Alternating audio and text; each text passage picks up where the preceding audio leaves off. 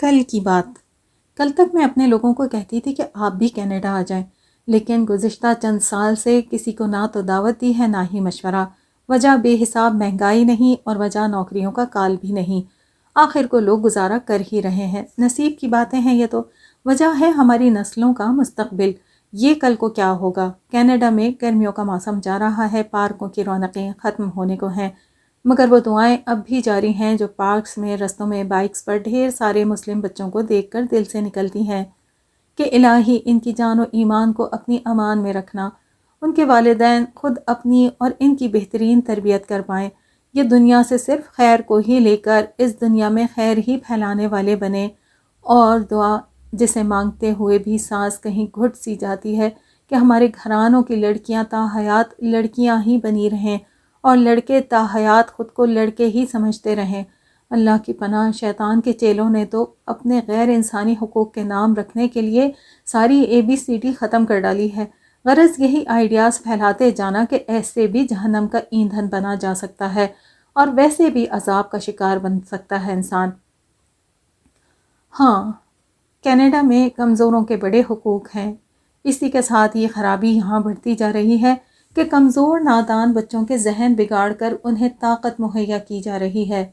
ہاں، کینیڈا کے اسکولوں میں ہائی اسکول تک پڑھائی مفت ہے، لیکن اس مفت پڑھائی کے دوران کس قسم کا شیطانی مواد لازم کر دیا گیا ہے، یہ بھی انتہائی تلخ حقیقت ہے۔ کچھ نشے تو پہلے ہی 18 سال سے اوپر والوں کے لیے حلال تھے، ابھی کچھ اور کی قانونی اجازت مل گئی ہے۔ کوئی بات گناہ یا جرم نہ رہ جائے تو خبریں بھی نہیں بنتی جرائم کی، کرائم ریٹ اسی لیے بھی کم ہے شاید۔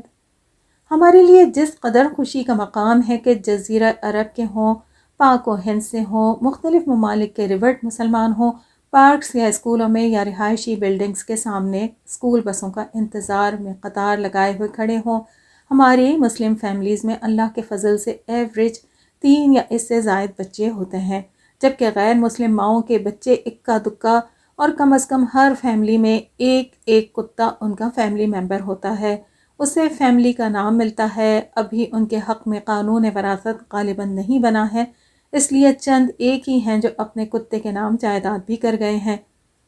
یہاں کتے والی زندگی بڑی شاہانہ سی ہے، وہ سب گھر والوں کی محبت پاتا ہے، وقت پر عمدہ غذا، گرمیوں میں ٹھنڈے کمرے، سردیوں میں گرم گھر، گرم کپڑے، موزے، جوتے، دوائیں، واک بھی، کار میں بیٹھ کر سیریں بھی، شاپنگ بھی، اور کتا پارک میں دوستوں سے ملاقات بھی، کھیل کود بھی اسے اپنی اوقات سے کہیں زیادہ میسر ہے۔ وہ بہت آسان زندگی جیتا اور مرتا ہے، کیونکہ زندگی میں صحت نہ بچ سکے تو پھر ایک ٹیکہ ابدی نیند بھی سلا دیتا ہے۔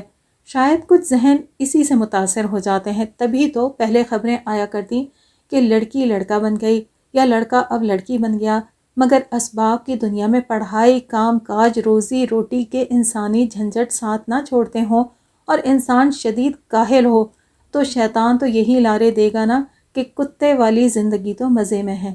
بلی کے لیے تو پھر بھی لیٹر باکس ہوتا ہے، کتے کو تو اس کی بھی آزادی ہے، الٹا اس کی نجازت اس کی فیملی ممبرز ہی صاف کر رہے ہوتے ہیں۔ تبھی ان علاقوں میں انسان کے بچے اب بلی کتے بننے کے اعلانات بھی کرتے ہیں اور کامیابی سے اڑتے بھی دکھائی دیتے ہیں۔ توجہ الگ ملتی ہے، سپورٹ بے تحاشا، اور ایسی کہ والدین بے بس دکھائی دیتے رہ جاتے ہیں۔